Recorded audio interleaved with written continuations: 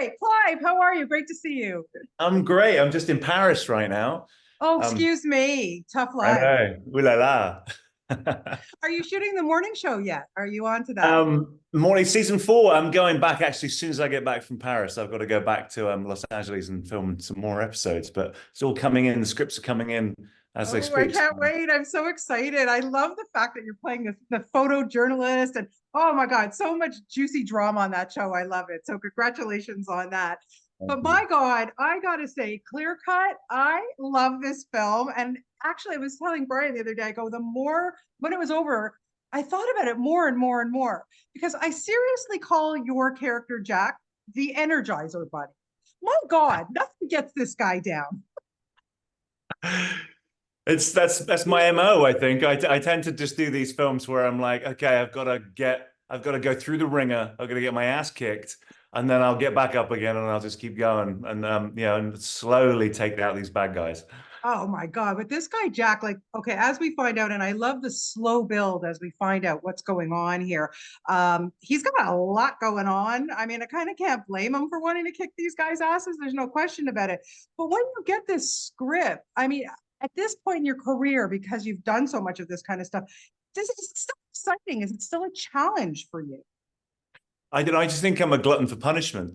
I am. I read the script and I'm like, this is going to be great. This is going to be fun. And then I get there on day one, and it kind of dawns on me that I'm going to be wading through lakes and rivers and falling down the side of cliff faces and getting beaten up by all sorts of people, getting hit by cars and crashing cars, Yeah. all without the use of a stunt double. And on this film, I did it all myself, which I love. And I guess I love it because I always think with these characters, because it is extreme, that they're not the kind of people that can do double backflips and spin kicks and things. So they do Exactly. bleed when they get hit. They do hurt and they do limp. So anything that this guy has to do, I can do, and I'll throw myself into it. Obviously, I But pads all over my body.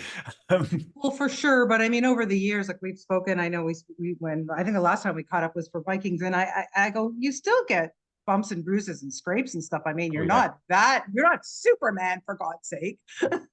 Well, if you look really careful in Clear Cut, you'll probably see a little cut on the underside of my eye, which I ended up getting a gun in the face and needed four stitches. Ugh, Yeah, but those yikes. things happen. You know, when we're in Vikings, we used to say you can't make mead without grinding some hops. Well, hello, of course not, especially being a Viking. But anyway, yeah. This one now you're no stranger to shooting in Canada either. So this was also shot in out west, I believe, right? In Vancouver Island. Yeah, so tell me a little bit about that because I mean, the scenery is stunning, but also, just getting the crews, everybody up there in this contained forest, and there's a lot of wheels turning here with this film. Yeah, I mean, I loved it. I mean, nearly every day on set, we were filming in a First Nations kind of uh, Right. ground, and there was just no one around. So we were like, I remember one day, it was quite funny actually. There was one day when we had a big fight scene, and a couple of the characters were lying in the floor covered with fake blood, which is made of, sticky kind of Yeah. sugar. And I'm leaving set to get changed, and I see a black bear just up the road, just up the road from where we were filming. I'm like, oh God, I hope this black bear doesn't just think that these humans on the floor are just, Yeah. lunch. Food. Yeah. Yeah, but there was elk, there was deer, all the time. There was something beautiful in nature to see. It really was incredible to film, and we kind of had the run of the island, so we had all the locals were kind of really, keen to have us around, and I just loved it. It was really. I even saw orcas in the bay before I came to work. I'm like, this is paradise. I love that Yeah, place. yeah, it's beautiful, really beautiful part of our country, no question about that. I want to talk about this cast because, oh my God, everybody is so good in this. And I was saying that, I don't think I've ever seen Tom Welling play a bad guy. I like seeing Jesse Metcalf in this role.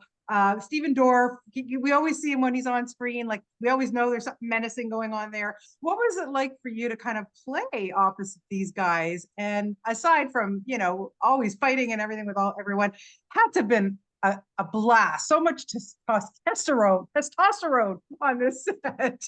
Oh, it was fantastic. But you know what? Like even Tom Welling playing a bad guy, he's got a big heart. I got saved on set by Tom Welling. I got saved by Superman. We were in the Okay, middle of a okay. Yeah, fight speaking scene. of Superman, that's right. I brought it all circle. You see what I Yeah, did there? I was in the middle of a fight scene with him, and we're throwing each other against this car, and the engine's on it. So basically, I've just crashed the car into the middle of a tree. Right. The engine's still on, he pulls me out of the driver's seat, starts smashing me around on the floor, and in the middle of the take, as I got pulled out of the car, it was put into gear. It started reversing. So Yeah. I'm on the floor and I got my leg right underneath the front wheel and it's reversing. And Tom, in the middle of character, just grabbed me and pulled me out of the way because I couldn't get out of the way in time. And I was like, and then we went cut and it was a great scene.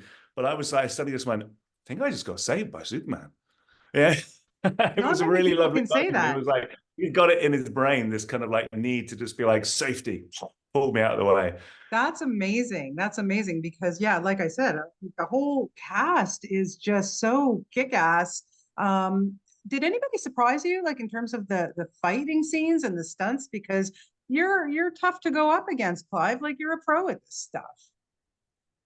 No, it was great actually. We had a really, really good cast who really threw themselves into the fight scenes and stuff. It's obviously is safety first. Of course. There's a reason why it can look real, but it's not real. And we all, there was some really intense scenes, but I think everyone was really, really aware of safety as well. And Tom was a great person to work with. So was Jesse. Lachlan Monroe is a fantastic character in this. He plays Yes. this meth cooking kind of crazy man with a crossbow. I had a nice fight with him. Oh, he's a gentleman. That's the thing. It's so funny. Like all the bad guys in this are actually stalwart, gentlemen behind the Yeah. scene. And Yeah. yet, And when the camera's running, they turn into these evil meth dealers. yeah, it's great it's fun to watch it actually. And I mean, not that you had a lot of time with Alec Baldwin, but how did you enjoy working with him too? Oh, do you know what? He's such a lovely man. He was going through so much at the time, as you Yeah. can probably imagine. But a gentleman. I had my dog on set with him. He'd just gone through a hip operation as well, and I had my dog on set, and he he was half the time he was just walking around, either driving the car with my dog or walking around at lunch, with the dog around. It's just a lovely man, Yeah. and I really felt for him at the time because he was still trying to stay busy and Yeah, I'm keep his sure. mind off of what was going on at the time. And yeah, Yeah, I no, don't know I'm what else to sure. say. I mean, No, no, right, listen, we all know what's going on for sure. Yeah, it's scary stuff there.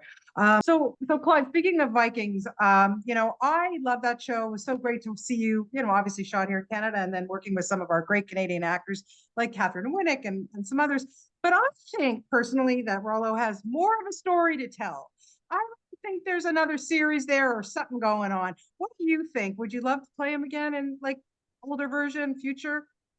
I would, but not necessarily the older version. My way in is I really do think there's room for a spin-off show from Vikings, which is based on the Normans, because that is William the Conqueror, who was the great great grandson of Rollo, is a character that's not really been explored on screen before. And I kind of Oh, think that the way in would be if you started season one at the time that Rollo left Ragnar, then you've got a whole season of Rollo becoming the first Duke of Normandy and becoming the Norman Empire. But what it also enables us, because I think most of the Viking fans will agree with me, is that we all miss Ragnar. And yes. what that will allow for is if you follow the timeline when Rollo left to meet Gisela, and Ragnar disappeared for 15 years when his sons grew up, and nobody knows what he got up to. So then you've Mm, suddenly got this world where you can have Ragnar come and have that showdown that we never really saw with the brothers when they have the face to face rather than just a battle. They have that other scene. Then there's time frames later on for when Björn and Halfdan and Harold start coming on those adventures with Rollo. And I think it could be a really, really interesting way into.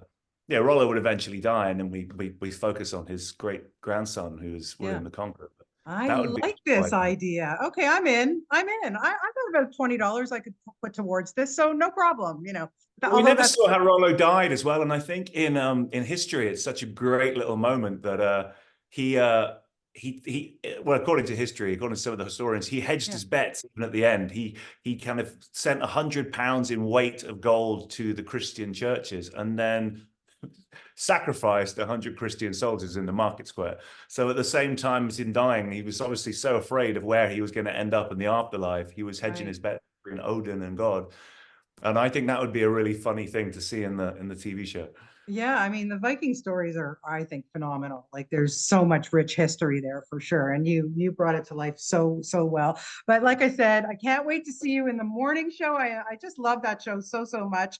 And I can't, to see what's going on there. And this one, I got to tell you, just thanks again for another kick-ass performance. Claire is so good. You did such a great job. Thank So you. Well, as long as I haven't got arthritic fingers and my back is in one piece, I'll still try and deliver it on screen. If people enjoy me doing that kind of stuff, I'm always up for the task. well, good. Keep your promise on that, and we'll keep our fingers crossed on your ability to keep moving. So thank you so much. Enjoy Paris for as long as you're there. And thanks again for your time. I really appreciate that. Thank you.